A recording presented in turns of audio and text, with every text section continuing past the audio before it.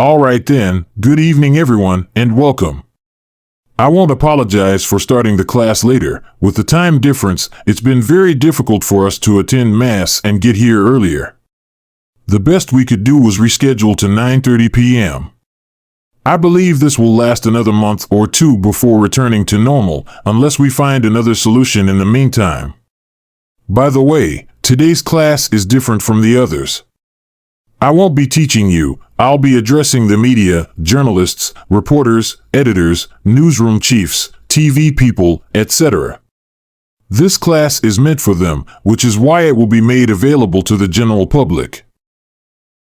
The first thing I would like to point out is that never has any media outlet ever sent an interviewer who has read one of my books. Not one, ever.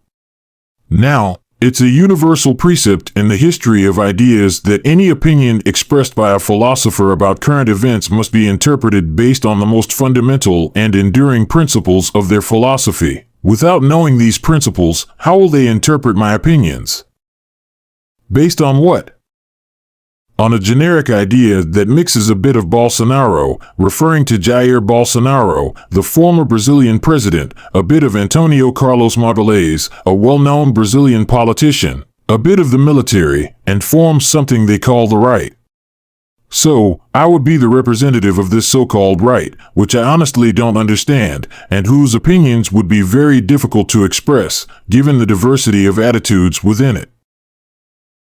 Now, when we remember that on the right, there was a range from, say, the time of the dictatorship, referring to Brazil's military regime from 1964 to 1985, to figures like Flávio Cavalcante, a conservative Brazilian TV presenter, the DEM, a right-leaning political party, and Paulo Maluf, a Brazilian politician associated with corruption scandals, who later became Lula's, Luiz Inácio Lula da Silva, the former president known for his leftist policies, ally. How am I supposed to speak on behalf of the right?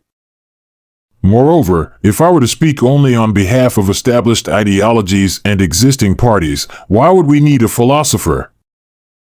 A parrot would suffice. After all, they only repeat party discourse. But since they all do exactly this, they expect me to do the same, just with an opposite sign. So, they imagine a kind of collective idiot of the right, on whose behalf I would be speaking. And it is to this non-existent, imaginary character that they direct their questions. This means that I cannot respond directly to their questions. I have to correct every question because they were directed at someone else, who is not me and does not even exist. However, correcting them doesn't help either, because no matter what I do, those who pose the questions, their editors, the entire newsroom, will interpret my answers as if they were given by the character they imagined. This fantasy, this totally imaginary figure, is what they call journalism today, especially since their perception of the right is indeed a childish fantasy. The other day, a woman from Estadão, a major Brazilian newspaper, asked me about the School Without Party project, a Brazilian movement aimed at preventing ideological bias in schools. I replied as I always have, I believe it's premature to propose any legislation, premature and perhaps unnecessary forever, because cultural wars are won in the cultural sphere. It is intellectuals, not legislators or lawyers, who conduct cultural wars. Then she asked, what do you propose then? To reduce the range of authors read in schools? I even made her apologize. Reduce? Why would I want to reduce anything? I am complaining precisely because they are reducing it, selecting only what serves their political group and reference group, which prevents people from reading anything else. If I'm complaining, it's exactly about this selective approach. How could I possibly support further restriction? But her assumption was this: the right represents repression, so Olavo must represent repression, aiming to dumb people down, making them read only, I don't know, the gospel or something. How could someone approach me with such a childish, idiotic idea and call themselves a journalist? When I started working in journalism 50 years ago, it was a general rule that if you were interviewing a philosopher, you would send someone with some philosophical knowledge. I remember two people in the newsroom who were the preferred choices for this task: Reynaldo Lobo, a philosophy student, and Rolf Kuntz, a philosophy professor. If you were going to interview a philosopher, you would send one of them. You wouldn't send the horse racing columnist to interview a philosophy expert. If it was a maestro or an opera singer, you'd send someone with musical knowledge. The same applied to science. You'd send a science columnist. There was a sense of specialization in journalism. Today, it's the opposite. They send just anyone. Why? Because the director or editor who sent them is also clueless and doesn't know that there is more beyond standardized ideologies. Therefore, they are there to create their version of Olavo with their fantasy of the so-called right. This alone is serious enough, right? But even more serious is the uniformly repeated biographical discourse. So, there's the astrologer label. Well, I worked with astrology 35 years ago, which is longer than the average age of journalists in any Brazilian newspaper or magazine. Obviously, I don't owe anyone an explanation about that. And the people who ask about it or use it as a label have no idea what I mean by astrology. They have no idea what entity I assigned that name to. For them, astrology is defined by its dictionary meaning alone. As if knowing the dictionary definition of a word means understanding the corresponding thing.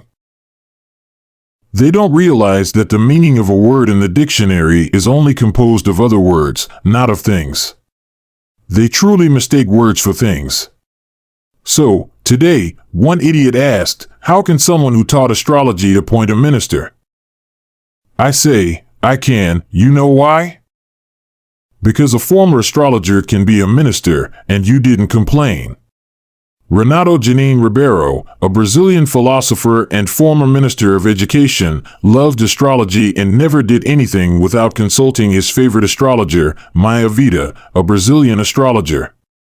No one found that strange. They even found it charming. Look at that, how open-minded. But if it's me, oh no, he taught astrology 35 years ago, that's different. For them, taking a popcorn bath, like Lula, a bizarre ritual attributed to the former president, is considered scientifically respectable. Do you see how ridiculous and childish they are? For them, it's scientific for Lula to perform faith healings, like a medieval king's healing touch. So, there was Lula, the new St. Louis IX, curing hemorrhoids, scrofula, and boils of old ladies in the Northeast, and everyone thought it was wonderful. That's very scientific. But teaching astrology 35 years ago? That's superstition, right? You're all quite ridiculous. Do you understand why today's so-called major media outlets sell fewer copies than they did in the 1950s? In the 1950s, Última Hora, a Brazilian newspaper, directed by Samuel Weiner, often sold 1 million copies a day, though not every day, but it reached that level. Diário da Noite, another Brazilian newspaper, did the same. Its minimum daily circulation was 300,000 to 400,000 copies. Meanwhile, Folha, short for Folha de São Paulo, another major newspaper, only reaches 300,000 to 400,000 on weekends. You're destroying the journalism profession. This is not how journalism is done, folks.